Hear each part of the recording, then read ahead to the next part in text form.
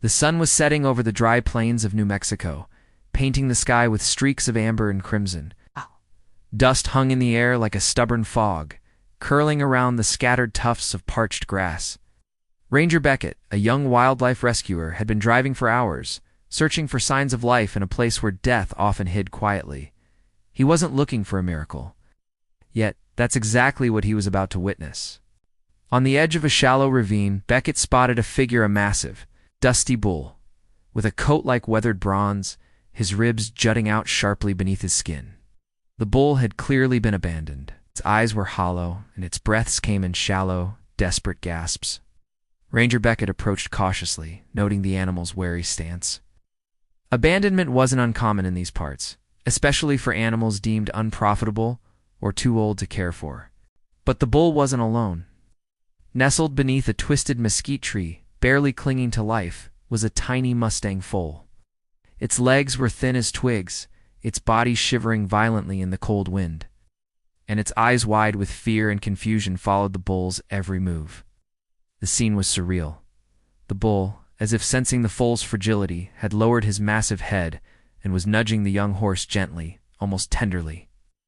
Beckett's heart clenched. Foals this young could not survive on their own. They needed their mother's milk, warmth, and protection. But this bull, this abandoned, starving bull, was acting as if it had become the foal's surrogate parent. Over the next few days, Beckett watched in awe and horror. He tried to intervene, leaving water and feed for the bull, but it became clear the bond between the two was far more important than the logistics of human care. The bull refused to leave the foal's side. He would nudge the foal whenever it stumbled, shield it from the wind with his broad frame, and even lay down beside it, allowing the fragile horse to huddle against him for warmth.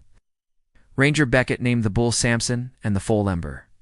He began documenting their unusual companionship, fearing that anyone else might not understand, might try to separate them. People often saw strange friendships between animals as abnormal, something to be corrected. But what Beckett saw was nothing short of miraculous. Two abandoned souls, both victims of neglect and circumstance, clinging to each other as if their survival depended on it. And in truth, it did. One night, a fierce storm swept across the plains. Thunder shook the ground, and lightning illuminated the world in jagged, blinding flashes. Beckett had taken shelter in his truck, worried for the pair. When dawn finally broke, he found them battered but alive. Samson's coat was slick with rain and mud, and Ember's tiny hooves were raw and bleeding, yet they had weathered the storm together. Samson had stood over Ember, keeping him safe, and Ember had nestled against Samson, shivering but alive. As Ember slowly regained strength, the bond between them deepened. Samson became more than a protector, he became a teacher.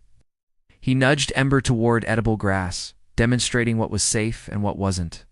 When coyotes stalked nearby, Samson's deep, guttural bellow sent them fleeing. Ember would whinny in alarm, only for Samson to nuzzle him reassuringly.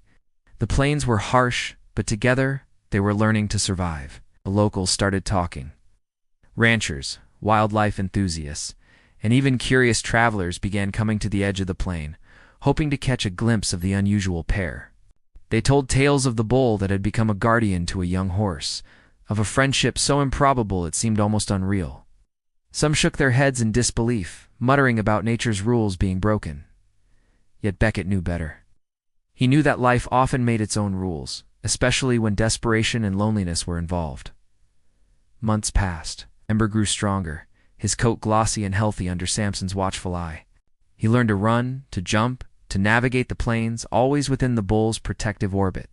Samson, despite his age and injuries from abandonment, seemed reinvigorated by Ember's presence. His gait was steadier, his eyes brighter. It was as if saving Ember had saved him too, but the wild has its own plans.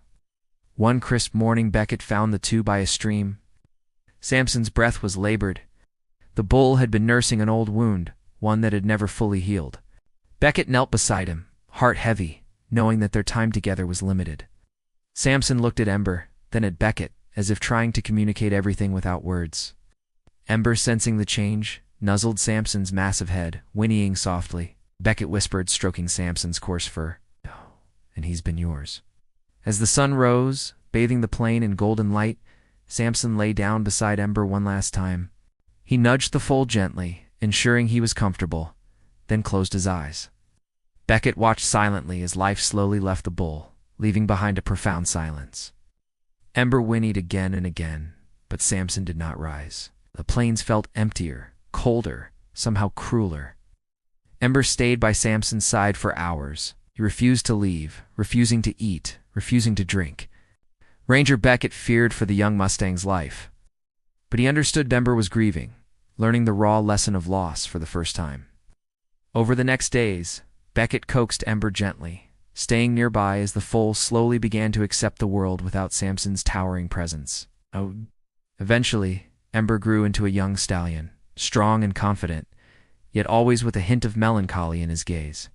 He would often stand by the hill where Samson had passed, staring out at the horizon, as if searching for the companion who had saved his life. And in a way, Samson was still with him, in the lessons he had learned, in the courage he had inherited, in the strange, heart-stopping bond that had defied all odds. News of their story spread far beyond the plains. Wildlife magazines, local newspapers, and even national television covered the tale of the abandoned bull and the orphaned mustang. Scientists and animal behaviorists marveled at the pair, debating the nature of their bond. But the people who had truly known them, Beckett, and a few lucky onlookers, understood something far deeper. Nature, they realized, was not just about survival of the fittest. Sometimes it was about selflessness, about empathy, about two creatures finding a way to be a family even when the world had abandoned them both. Years later, Ranger Beckett returned to the plains. Ember, now a fully grown stallion, bounded toward him, mane flowing in the wind. He no longer needed Samson, yet he carried the lessons of that strange friendship in every muscle, every stride. Beckett knelt, tears in his eyes as the stallion nuzzled him. Somewhere in the wild, on the other side of life and memory, Samson's spirit seemed to linger. In the golden light of dawn, Beckett could almost hear the deep, protective bellow that had once saved a tiny foal from death. And in Ember's steady, fearless gaze, he could see the proof that love, loyalty, sacrifice, strange though it might, be never truly die. It was a friendship that the world would never forget, one that transcended species, survival, and reason. The abandoned bull had given a foal the most precious gift, life. And in return, the foal had given the bull a reason to live again. Their story was shocking, heartbreaking, and unforgettable. Testament to the fact that even in the harshest corners of the earth, compassion could flourish in the most unlikely places.